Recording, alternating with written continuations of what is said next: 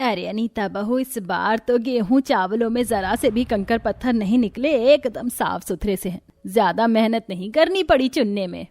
लगता है इन राशन वालों को हम गरीबों पर तरस आ गया है माँ जी, इसीलिए इस महीने कंकड़ पत्थर की मिलावट नहीं की है। वैसे बहू, आटा तो खत्म होने वाला होगा ना? जी माँ जी, थोड़ा सा आटा रह गया है, केवल आज शाम की ही रोटी बन पाएगी। कोई नहीं, आज ही मैं जाकर गेहूं पीसने को चक्की में दे आऊंगी। वैसे भी अब तो सावन भादवा का महीना भी शुरू हो गया है, कोई भरोसा नहीं कब बरसातें पड़ने लगे। घर में अनाज पहले से भरकर रखना ही सही होगा। अभी बूढ़ी गरीब सास जमुना ऐसे बोल ही रही थी कि तभी आसमान का रंग काला हो जाता है और बादल गरजने के साथ तेज तूफान आंधी चलने लगती है, जिससे चूल्हे का धुआं बगल वाले अमीर पड़ोसियों के बंगले में चला जाता है, जहां सब खुले गार्डन में डाइनिंग टेबल पर नाश्ता कर रही थी। तभी मॉडर्न सास उर्मिला घमंड से बोलती है, ओ माय गॉश, इन गरीब पड़ोसियों ने तो परेशान करके रख दिया है। इनसे एक एलपीजी गैस का कनेक्शन नहीं करवाया जाता। तो इस बात पर ससुर दिलीप बोलते हैं, उर्मिला जी, वो अपने आंगन में खाना बना रहे हैं, आपको क्यों दिक्कत परेशानी हो रही है? बिकॉज ये गरीब लोग धुआं करते हैं, लेकिन हमारी दीवार जुड़ी हुई है। That's why we are suffering. पर मुझे तो समझ में नहीं आता, आखिर आप इन गरीब पड़ोसियों का फेवर क्यों करते हैं? और मुझे ये समझ में नहीं आता कि आपके दिल में गरीबों के लिए इतनी नफरत क्यों है?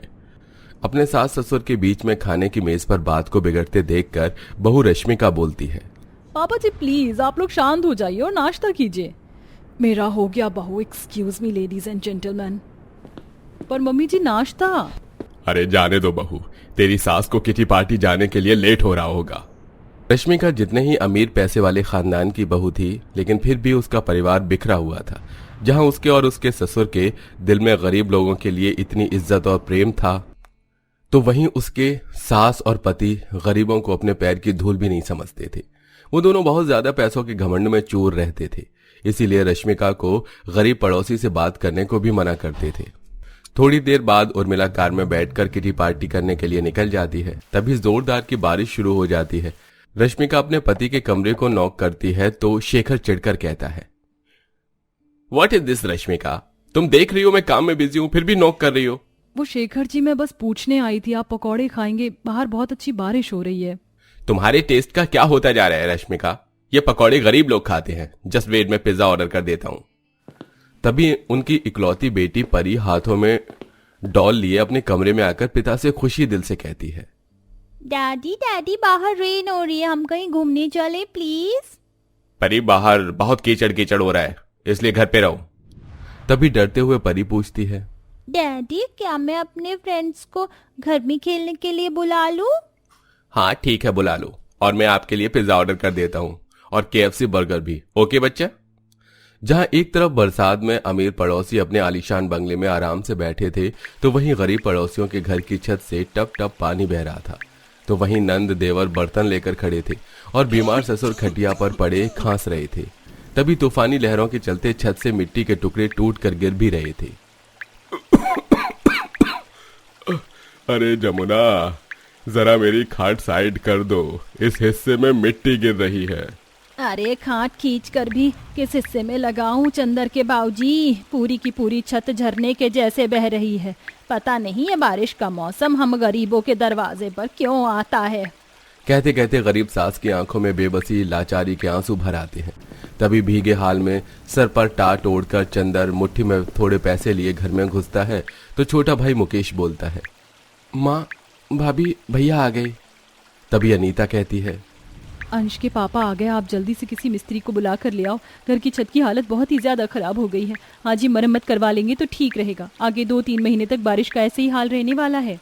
ये सुनते ही चंदर अपनी मुट्ठी को निहारने लगता है और मायूसी से कहता है, पर अनीता, इतने से पैसे में पक्की छत नहीं डलेगी। बड़ी मुश्किल से सारा दिन मेहनत मजदूरी करके 500 रुपए कमाए थे, वो भी आते टाइम भीग गए, कुछ नोटों के नंबर भी मिट गए हैं। ये सुनकर बेचारा गरीब परिवार दुविधा में आ जाता है और सास रोते हुए बोलती है, ये भगवान, अब की बार तो जैसे ये बारिशों का मौसम कहर बनकर आया है हमारे घर पर। ना हाथ में पैसा कौड़ी है और ना ही कोई बचत है और ना ही इतना अनाज बचा है कि बैठ कर खा सके। तभी ननद पूनम बोलती है, और तुम इतना क्यों परेशान होती हो? हमारे अमीर पड़ोसी हैं ना, उनसे थोड़ी मदद मांग लेंगे। एक पड़ोसी ही तो दूसरे पड़ोसी के दुख में काम आता है। पूनम बेटी, तू भी कहाँ उम्मीद लगा रही है? तू नहीं जानती अमीर लोग केवल अपने लिए अमीर होते हैं, गरीबों के लिए नहीं। तभी बहू के दोनों बच्चे पारुल अंश भूख से बिलबिला उठते हैं और खाना मांगने लगते हैं। माँ, बहुत जोरों की भूख लगी है, खाना दे दो ना। बेटा देखो, बर्तनों में खाना रखा है, खा लो। पर कहाँ बैठ कर खाओगे? पूरे घर में तो पानी भरा है। रुको, मैं तुम दोनों को रोटी में भुजिया लपेट कर दे देती हूँ, एक जगह खड़े होकर खा लेना। अनीता दोनों को एक एक रोटी में भुजिया लपेट कर दे देती है। बेचारे बच्चे इतने ज्यादा भूखे थे कि वो खाने लगते हैं। तभी पारुल की रोटी घर में भरे गंदे पानी में गिर जाती है तो उसकी आंख से टप टप आंसू गिरने लगते हैं। माँ, मेरी रोटी पानी में गिर गई। कोई बात नहीं बेटा, शायद ये खाना तेरे हिस्से में नहीं था। कोई बात नहीं पारुल, ये ले, मेरे में से खा ले। बारिश के उस कठिन परिस्थिति में भी बच्चों में इतनी सहनशीलता देखकर घर के बाकी सदस्य दुखी थे। इस कड़वी सच्चाई को पचा पाना बड़ा कठिन है कि बारिशों का मौसम हर किसी के लिए एक समान नहीं होता। जहां यहीं बरसातें अमीरों के जीवन में खुशियां ही खुशियां लेकर आती हैं, तो वहीं गरीबों के परिवार पर दुख मुसीबत का पहाड़ तोड़ती हैं। तभी एकदम से परी अंश पारुल को बुलाने आ जाती है। अंश, पारुल, मेरे घर चलोगे? हम सब खेलेंगे। दोनों बच्चे खुश हो जाते हैं और माँ की ओर देखकर कहते हैं, माँ, क्या हम परी के बंगले में जाएं? हाँ हाँ, जाओ बच्चों। दोनों बच्चे नंगे पैर अपनी गरीब झोपड़पट्टी में से परी के पड़ोस वाले अमीर बंगले में आ जाते हैं, जहां वो उनको अपने कमरे में लाती है, जो कि दिखने में बहुत ही आलीशान था और खूब सारे खिलौने से सजा हुआ था। तभी पारुल कमरा देखकर पूछती है, अरे वाह परी, तुम्हारा कमरा तो कितना बड़ा है। हाँ, ये मेरा अकेले का रूम है। अच्छा, मगर हम सब तो एक ही कमरे में दादा दादी, मम्मी पापा, बुआ चाचू सब रहते हैं। और पता है, बारिश में हमारी छत भी बहुत टपकती है। तुम्हारी छत तो बहुत अच्छी है। ये छत में लाइट कैसी लगी है? बुद्धू, मेरे पापा इंटीरियर डिजाइनर हैं, तो हमारे पूरे बंगले को भी उन्होंने ही डिजाइन किया है। और ये पीवीसी का काम है, इसलिए ये छत कितनी भी बारिश में नहीं टपकेगी। इतने में रश्मिका तीनों बच्चों के लिए पिज्जा बर्गर ले आती है। ये लो पारुल, अंश, तुम दोनों भी खा लो। कुछ खाया नहीं होगा ना? Thank you aunty ji. Burger देखकर दोनों गरीब बच्चे उठा लेते हैं। तभी उर्मिला सीधे परी के कमरे में आ धमकती है और उन्हें दुत्कारने लगती है। अरे ओ गरीब पड़ोसियों की गंदी औलादो, नीचे उतरो, उतरो जल्दी, और ये बर्गर रखो यहीं और दफा हो जाओ। दोनों रोते हुए बंगले से चले जाते हैं। मम्मी जी, आपको दोनों बच्चों के साथ ऐसा बर्ताव नहीं करना चाहिए था। आपने ठीक नहीं किया, वो हमारे पड़ोसी हैं, लेकिन है तो गरीब ना बहू, हमारे क्लास के नहीं है। इनसे दूरी बनाकर रखना सीखो। वैसे आज अच्छी बारिश है तो खाने में छोले भटूरे बना लो। इस तरह से दिन बीतते हैं और रोज ही मूसलाधार बारिश होती है, जिसमें अमीर पड़ोसी कभी बाहर खाने जाते तो कभी घूमने। तो वहीं बारिश के मौसम में गरीब परिवार के पास खाने को कुछ नहीं था और काम भी ठप पड़ चुका था। तो वहीं लगातार पानी बरसने के चलते छत धंसने की कगार पर आ चुकी थी। तो वहीं बिना खाए पिए सबकी हालत बुरी थी। तभी देवर से बर्दाश्त नहीं होता तो वो मुंह खोलकर खाना मांगता है। भाभी, मुझे बहुत जोर से भूख लगी है, कैसी भी रूखी सूखी रोटी हो तो दे दो। कुछ नहीं है देवर जी, ठहरिए, मैं आती हूँ कुछ खाना लेके। अनीता लाचार होकर अमीर पड़ोसी के दरवाजे पर आती है, जहां मेज दावत के जैसी सजी थी, जहां तरह तरह की सब्जी, कढ़ाई पनीर, शाही पनीर, चिकन पकौड़े और बहुत कुछ था। तो वो हाथ जोड़कर विनती करते हुए बोलती है, रश्मिका बहन, भगवान के लिए मुझे थोड़ा खाना दे दो। बारिश के कारण मेरे पति का काम बंद है, घर में खाने को अनाज का एक दाना भी नहीं है। बहुत खराब हालातों से गुजर रहे हैं हम सब। पर इतने के बाद भी घमंड में चूर अमीर सास और पति का दिल नहीं पिघलता। अरे ओ गरीब पड़ोसन की बहू, हमने क्या यहाँ धर्मशाला खोल रखा है जो मुंह उठाकर खाना मांगने चली आई? जा जाकर कहीं और भीख मांग। माँ जी, इतना पत्थर दिल भी मत बनिए। अरे हमारे पड़ोसी हैं, अगर दुख में हम अपने पड़ोसी के काम नहीं आ सके तो क्या फायदा हमारी इतनी धन दौलत होने का? रश्मिका बहू, तू चुप कर जा और आकर खाना खा। सास के डर से रश्मिका जाकर बैठ जाती है और निराश खाली हाथ अनीता झोपड़ी में आती है, जहां लगातार की बारिश से घर में घुटनों तक पानी भर चुका था। किसी तरह सब भूखे रहते हैं। तब ससुर न खाने से बेहोश हो जाता है।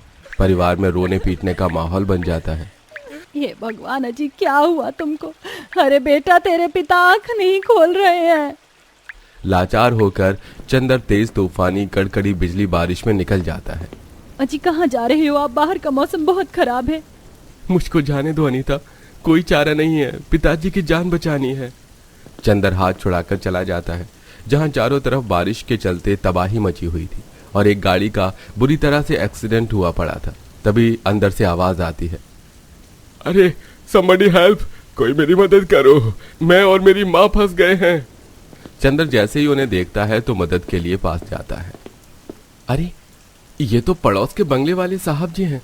साहब जी, अरे साहब जी उठिए, माँ जी उठिए। किसी तरह चंदर दोनों को अस्पताल लाता है जहां उनकी जान बच जाती है। उसके बाद उर्मिला का सारा घमंड चूर हो जाता है।